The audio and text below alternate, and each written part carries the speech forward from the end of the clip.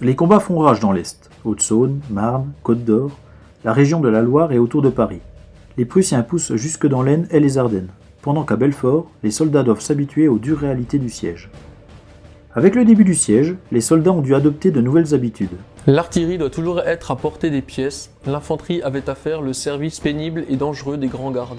Explique un soldat anonyme, pendant que les sentinelles se relaient sur les remparts et que les travaux se poursuivent. L'hébergement des soldats est toujours problématique. À l'époque de l'investissement, une grande partie de la garnison était logée dans des casemates, des tours, des casernes ou dans des abris solidement construits et recouverts de terre comme au Perche. Malheureusement, ces abris étaient fort exigus. Il y en avait qui n'atteignaient pas intérieurement la hauteur d'un homme de grande taille. D'autres, plus élevés, renfermaient un étage consistant en un lit de camp placé à moitié de la hauteur. D'autres hommes occupent les villages et hameaux voisins ou dorment sous la tente, perches, camps retranchés, voire dans des wagons aux abords de la gare. Certains ont plus de chance.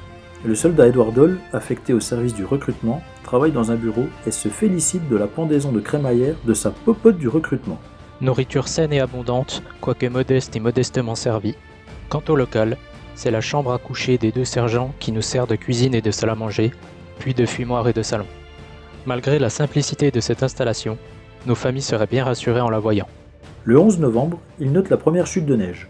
La vie sous la tente devient plus difficile. Des baraquements s'élèvent contre des murs de jardin. Des trous sont creusés dans la terre et recouverts de planches. Les soldats n'ont plus le droit de loger chez l'habitant, de circuler en ville sans permission ou d'acheter des vivres chez les commerçants. Elles sont réservées aux civils ou de s'habiller en bourgeois. Le tir des forts belfortins ne cesse pas, incendiant plusieurs villages, Vézelois, Chèvremont, Valdois et Serres. Des escarmouches opposent les forces en présence. À Chalon-Villard, Sévenant, l'événement le plus sérieux a lieu le 15 novembre à Besancourt, où l'ennemi est retranché. 2000 soldats français sont chargés de prendre le village. François-Joseph Thiault est au cœur de l'action. Il fait jour. Avançons lentement en avant du bois de Besancourt, lorsque des coups de feu retentissent du côté de l'ennemi qui se trouve logé dans les bois.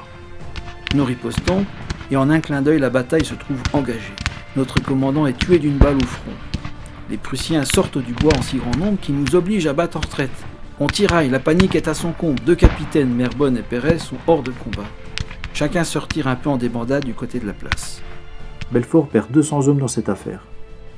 Le même jour, la fonderie installée début novembre à proximité de la Porte de France pour pallier le manque de certains obus produit son premier projectile. Côté allemand, le dynamitage du viaduc de Dannemarie freine l'acheminement des hommes, du matériel et de la nourriture, mais le 18 novembre, les premiers canons venus de Sélestat et de Neubrisac arrivent à la Chapelle-sous-Rougemont.